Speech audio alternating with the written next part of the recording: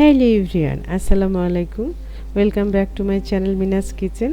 আশা করি সবাই সুস্থ আছেন, ভালো আছেন। আজ আপনাদের সাথে পাটিসাপটা পিঠা বানানো শেয়ার করব, সাথেই থাকবেন।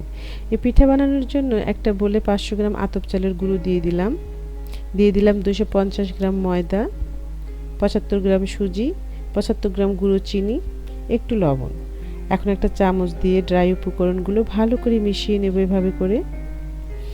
এখন পরিমাণ মতো অল্প অল্প করে লিকুইড ঠান্ডা দুধ দিয়ে একটা পাতলা ব্যাটার তৈরি করে নেব।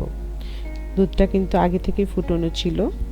ব্যাটারটা খুব বেশি পাতলা হবে না, আবার খুব ঘনও হবে না, এরকম টাইপের ব্যাটারটা হবে। এখন এটাকে সাইডে রেখে দিচ্ছি।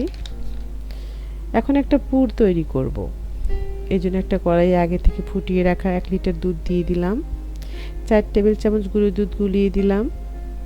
এখন দুধটা জাল করে নেব। এ সময় চুলার আঁচটা মিডিয়াম থাকবে। এভাবে নেড়ে নেড়ে দুধটা জাল করে নেব। দুধ অনেকটাই ঘন হয়ে এসেছে। এখন দিয়ে দিচ্ছি স্বাদ মতো খেজুরের পাটালি গুড়। এটা স্বাদ মতো দিতে হবে, যে যেমন মিষ্টি পছন্দ করেন। আমি 3 টেবিল চামচ দিলাম, তবে খুব বেশি গুড় দিব না, কারণ ব্যাটার রেডি করার সময় আমি গুঁড়ো চিনি দিয়েছি। এখন গুড়টা দুধের সাথে মিশিয়ে জাল করে নেব। দিয়ে দিলাম হাফ কাপ সুজি, 3 টেবিল চামচের মতো। এখন একটু রান্না করব 2 মিনিটের মতো সময় নিয়ে। পুরটা হয়ে গিয়েছে, এখন এটা নামিয়ে রাখবো।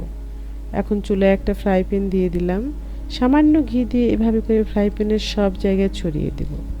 এখন একটা চামচে করে এভাবে করে ব্যাটারটা দিয়ে দিব। এখন ফ্রাই প্যানটা এভাবে ঘুরিয়ে দিব, ব্যাটারটা যেন রুটির মতো শেপ হয়।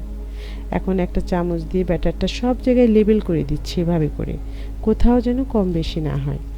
এখন রেডি করে রাখা পুরটা দিয়ে দিব।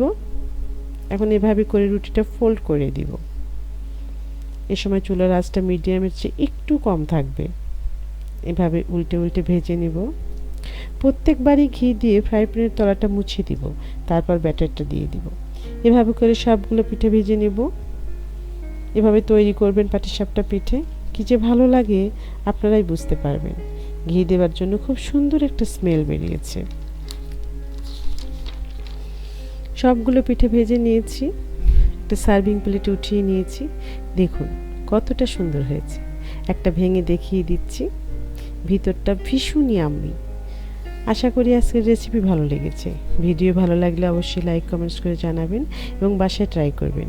এরকম সহজ মজাদার রেসিপি পেতে ফেসবুক থেকে দেখলে পেজ ফলো করবেন, আর ইউটিউব থেকে দেখলে চ্যানেল সাবস্ক্রাইব করবেন এবং মিনাস কিচেনের সাথেই থাকবেন। আজ বিদায় নিচ্ছি। সবাই সুস্থ থাকবেন, নিরাপদে থাকবেন।